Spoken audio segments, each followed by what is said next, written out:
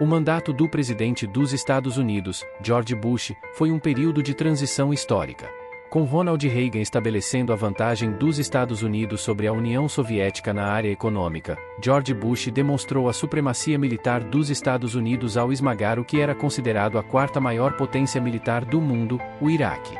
No mesmo ano em que os Estados Unidos venceram facilmente a Guerra do Golfo, Mikhail Gorbachev anunciou a dissolução da União Soviética, conferindo um significado simbólico ainda maior àquela vitória.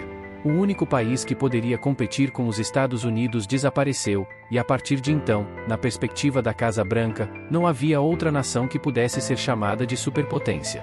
Os Estados Unidos finalmente podiam impor sua vontade em qualquer lugar do planeta, e o colapso do regime de Saddam Hussein no Iraque foi a melhor prova disso.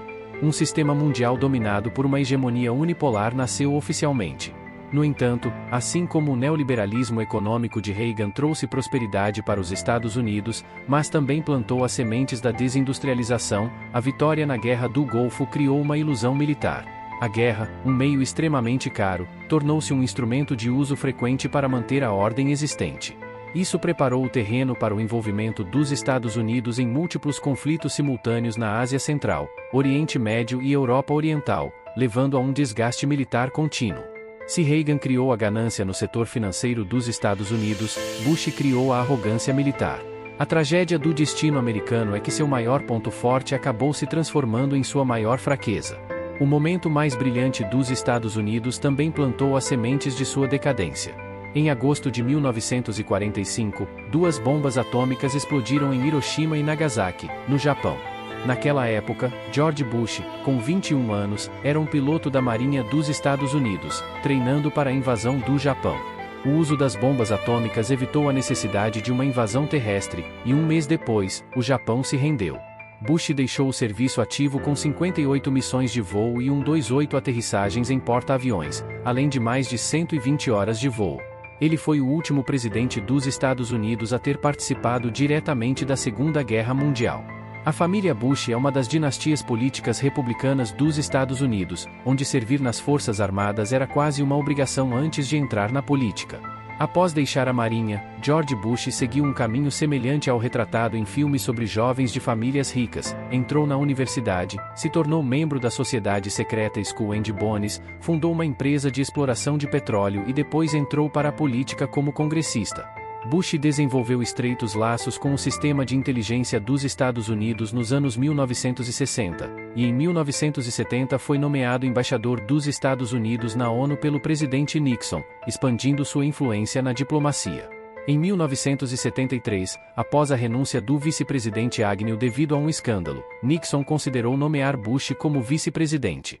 No entanto, devido aos seus laços pessoais próximos com Nixon, a ideia foi descartada para evitar suspeitas de conluio.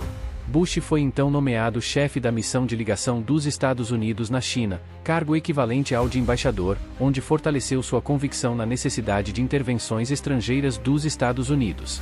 Em 1976, Bush retornou a Washington como diretor da CIA, onde liderou a Operação Condor, uma campanha secreta que resultou na morte ou desaparecimento de dezenas de milhares de pessoas na América do Sul. Com a vitória de Reagan nas eleições de 1980, Bush finalmente se tornou vice-presidente, mantendo um perfil discreto e conquistando a confiança de Reagan e de altos funcionários da Casa Branca, preparando o terreno para sua própria candidatura à presidência. Em 1988, Bush venceu as eleições presidenciais de forma esmagadora, mas seu mandato foi marcado pela influência contínua de Reagan. Bush se esforçou para diferenciar suas políticas, focando na redução do crescente déficit federal deixado por Reagan, mas enfrentou duras críticas dos conservadores republicanos por aumentar impostos. Ele buscou se destacar na política externa com ações como a invasão do Panamá e a Guerra do Golfo, que foi seu maior sucesso. A vitória na Guerra do Golfo, onde os Estados Unidos demonstraram uma capacidade militar impressionante com baixas mínimas, elevou temporariamente a popularidade de Bush. No entanto, a decisão de não derrubar Saddam Hussein após a guerra foi criticada, com Bush justificando que o objetivo principal era manter o equilíbrio de poder no Oriente Médio sem incorrer em custos desnecessários. Ironia do destino, a vitória fácil na Guerra do Golfo levou os políticos americanos a acreditar que poderiam remodelar o mundo unilateralmente, culminando na invasão do Iraque em 2003 por George W. Bush, que enfrentou uma resistência prolongada e problemas internos no Iraque. Na eleição seguinte, a economia americana em recessão levou à derrota de Bush para Bill Clinton, que focou na economia como ponto central de sua campanha. Clinton, o primeiro presidente americano nascido após a Segunda Guerra Mundial, destacou-se por um longo período de crescimento econômico, mas também foi marcado pelo escândalo sexual de Monica Lewinsky. Este período refletiu as mudanças rápidas na economia e cultura americanas no final do século XX.